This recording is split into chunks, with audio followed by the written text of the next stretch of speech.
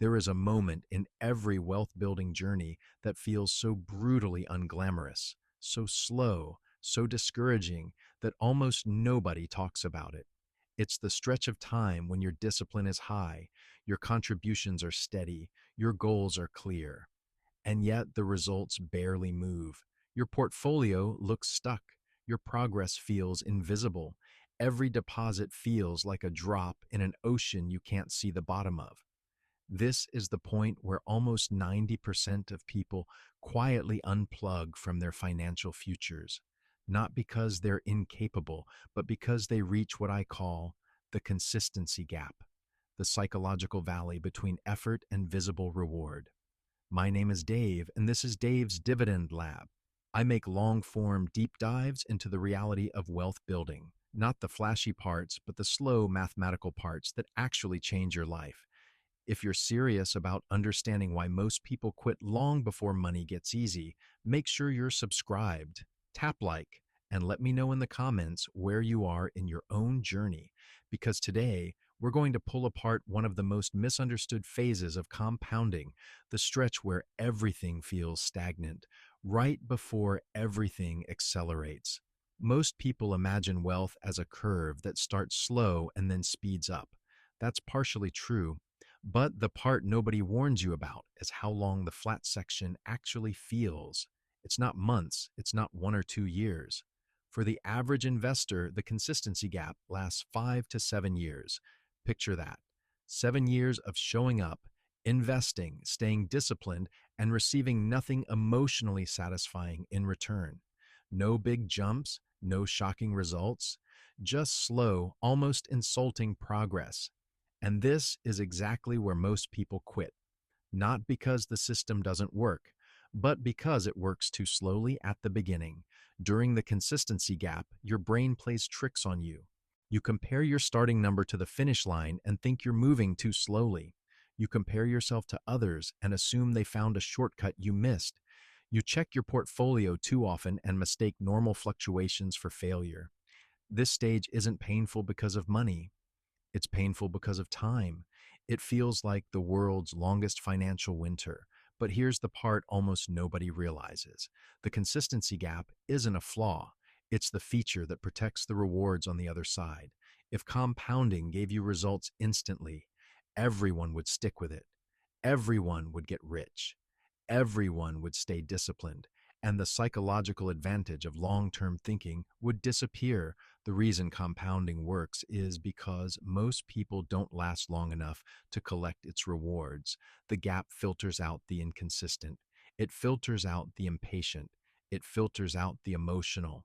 It filters out anyone who needs progress to feel exciting in order to continue. The gap demands one thing: behavior without applause.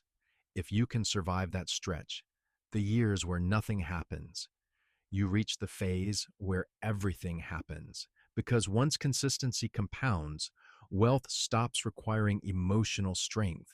It starts requiring only time. In the next part, we'll break down the exact mechanics of the gap, why it lasts as long as it does, what happens behind the scenes mathematically, and why your portfolio accelerates after most people have already walked away. The consistency gap doesn't appear suddenly. It opens slowly, almost invisibly, right at the beginning of your financial journey, at the exact moment when motivation is highest and results are smallest. This is the irony most people never understand. The hardest, most demanding stage of building wealth is the one where the rewards are nearly impossible to detect. You save, you invest, you automate your contributions, and your balance barely moves. Numbers look static, progress feels fragile, growth is too small to take seriously, too tiny to feel real. And that is where the gap begins to swallow 90% of people. Banks and advisors don't talk about this stage because it contradicts the fairy tale of start investing early and watch your money grow. The truth is that nothing grows at first, not in a way that feels meaningful. You add $200 and the market erases $180. You invest $500 and inflation quietly eats half of it. You celebrate your first $10 gain and the next day it's gone. These early experiences create a psychological illusion that your effort is being punished. This is where most people lose consistency, not because they lack intelligence or discipline, but because the math of compounding hasn't had enough time to reveal itself. They assume something is broken. They assume their small contributions don't matter. They assume it will take forever. What they don't realize is that this phase isn't a flaw in the system, it is the system. The early years serve one purpose: separating those who romanticize wealth from those who are willing to build it. You start noticing strange emotional patterns. One month you're enthusiastic, the next month you're skeptical. Somewhere around month 6 or 12, you start asking, is any of this even working? This is the question that kills consistency because the people who ask it often stop right before the curve begins to bend. They assume the next 20 months will look like the last 20. They extrapolate the flat part of the graph and convince themselves the entire journey will feel that way. And that's where the consistency gap widens. This gap is not about money, it's about endurance, it's about identity, it's about whether you can consistently execute a routine long after the emotional fuel has burned out. What makes this period especially dangerous is the illusion of alternatives. You see other people buying things, upgrading their lives, living in the present instead of waiting for the future. You compare your small, invisible progress to their visible comfort. Your brain tries to negotiate shortcuts. Maybe you pause contributions just for now. Maybe you skip a month. Maybe you move the money elsewhere. Maybe you tell yourself you'll get back on track later. Every skipped month makes the slope flatter. Every inconsistency delays the compounding engine. Every emotional interruption shifts you closer to the 90%. But here's the part nobody warns you about. If you can survive the flat stage, the rest of the journey becomes exponentially easier. Not because the effort drops, but because the results finally become loud enough to motivate you without forcing discipline. In the next part, we'll break down what happens right after the consistency gap closes and why those who push through it experience a financial acceleration that feels almost unfair from the outside. Somewhere along the journey, usually not at the beginning and not even in the middle, a quiet shift happens, the kind almost nobody notices until they look back years later. It's the moment when consistency stops feeling like a burden and starts behaving like fuel. A switch flips, not because the market changes, but because you do. The decisions that once required willpower become instinctive. The habits you had to force begin carrying you forward on their own. This is the moment wealthy people protect at all costs, and the moment nearly everyone else quits right before reaching. In the early stages, consistency feels heavy because you're pushing against the natural friction of your own mind. You're fighting impulses, fighting distractions, fighting the temptation to delay, and fighting the feeling that your efforts aren't moving anything meaningful. But once you've stayed consistent long enough, that friction starts to disappear. What replaces it is something far more powerful: momentum. Momentum is not motivation. Momentum is not excitement. Momentum is not confidence. Momentum is the compound effect of habits that no longer require energy to maintain. This is the turning point wealthy people rely on. They know that once consistency becomes automatic, the game shifts, the results begin accelerating, not because of luck or opportunity, but because their systems finally run without emotional interruption. The very thing that made the journey difficult, the requirement to stay consistent, becomes the reason the journey gets easier. For most people, this moment arrives quietly. There is no announcement, no big milestone, no obvious signal. You simply catch yourself investing on autopilot. You catch yourself not reacting to a dip. You catch yourself ignoring noise that once pulled you off course. You realize you haven't missed a contribution in months. And then it hits you. The hardest part of the journey wasn't the money. It was building the version of yourself who could stay consistent long enough to see results. This is also the moment when the gap between consistent and inconsistent investors becomes irreversible. Those who quit, restart, hesitate, or pause never reach the phase where habits become effortless. Their journey resets every time their emotions take over. But the investor who stays, even imperfectly, eventually crosses a threshold where consistency becomes identity, and identity doesn't break. The market rewards this shift more than anything. Not intelligence, not timing, not luck. Consistency, once past its breaking point, becomes the engine that magnifies every decision. Your portfolio begins responding to long term behavior instead of short term noise. Your habits stay intact without draining your energy. Your decisions become clearer because they're no longer driven by fear or urgency. And for the first time, wealth creation stops feeling like a battle and starts feeling like a direction. This is the part nobody tells beginners. Not because it's complicated, but because it's invisible until you're deep into the process. The consistency gap isn't about saving more. It's about staying long enough to let your habits compound. And the moment you cross it, the hardest part is already behind you. By the time you reach the later phase of the consistency gap, something begins to shift inside you that is almost impossible to explain to anyone who hasn't lived it themselves. The early emotional weight of the journey starts to fade. The frustration softens, the doubt loses its force. You stop asking whether the process is working because the evidence is finally right in front of you. The curve is bending, slowly but unmistakably.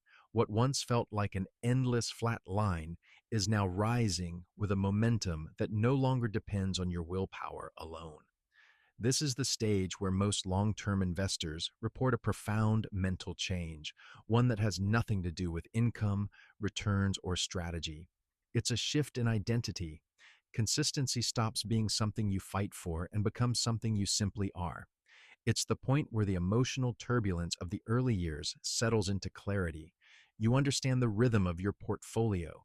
You understand your own behavior, and you understand how time rewards those who refuse to interrupt compounding. For people who quit early, this psychological transformation never happens. Their experience of investing is limited to anxiety, impatience, and the constant search for faster results. They never stayed long enough to see stability emerge from repetition. They never crossed the mental bridge where the habit becomes self sustaining. They left during the noise, before the signal appeared. But you stayed, and because you stayed, you begin to experience something the 90% never reach: emotional detachment from short term performance. You no longer freeze when the market dips.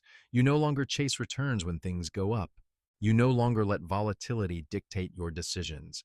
Instead, you observe everything with a calm understanding that only comes from seeing patterns repeat themselves over years, not months. Your confidence is no longer based on motivation.